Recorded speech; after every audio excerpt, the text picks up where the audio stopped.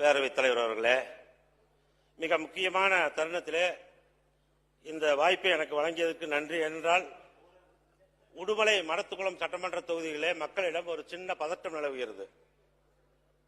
மடத்துக்குளம் சட்டமன்ற தொகுதியையும் உடுமலை சட்டமன்ற தொகுதியும் பழனியோடு இணைத்து பழனி மாவட்டமாக உருவாகப் போவதாக செய்தித்தாள்களிலும் சமூக வலைத்தளங்களிலும் பரவிக் கொண்டிருக்கிறது.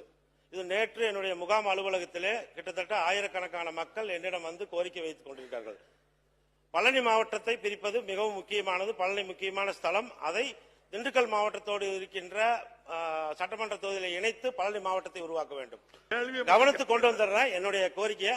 ஏன்னா நீங்க மடத்துக்குளம் உடுமலைப்பேட்டையை பழனியோடு இணைக்காமல், உடுமலைப்பேட்டை குமணன் வாழ்ந்த ஒரு மிக முக்கியமான ஒரு புகழ்பெற்ற தலைநகரம், அதை தலைமையிடமாக கொண்டு ஒரு தலைநகரை உருவாக்க அரசு முன் வருமா, அல்லது உடுமலை தலைநகரமாக கொண்டு மாவட்டம் உருவாக்கப்படுமா, அல்லது பொள்ளாச்சியை தலைநகரமாக கொண்டு மாவட்டம் உருவாக்கப்படுமா என்பது மாண்புமிகு அமைச்சர் அவர்கள் மாண்புமிகு பேரவைத் தலைவர் மூலமாக கேட்டமர்கிறேன்.